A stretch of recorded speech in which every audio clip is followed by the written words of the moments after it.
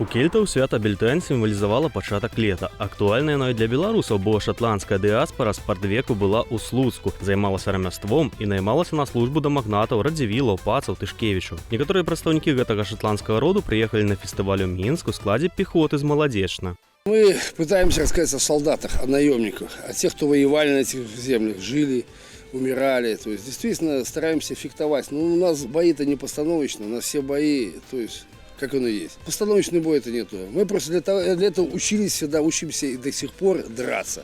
Конечно, травмы, переломы нас зашивают постоянно, но мы уже без этого не можем.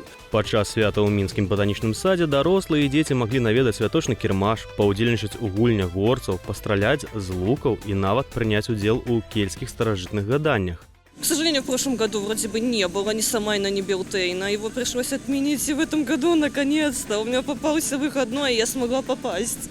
Очень хотела попасть на гадание в шатер. Я сейчас в поиске работы, и карты угадали. Угадали все, что у меня сейчас происходит.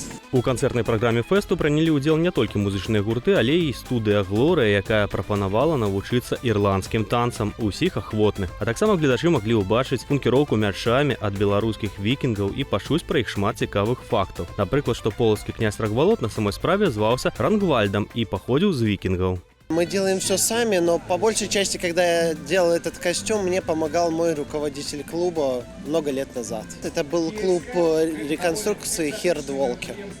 Мы были по региону Хедебю, Дания. Вообще, с самого начала было такое влечение, чтобы именно держать в руках, использовать оружие.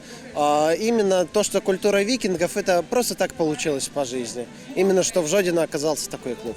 Для Беларусі гэта толькі першы фестываль сярэднявечнай культуры ў гэтым годзе, але летам плануюцца традыцыйныя рыцарскія фэсты з гістарычнай рэканструкцыяй і канцэртнай праграмай.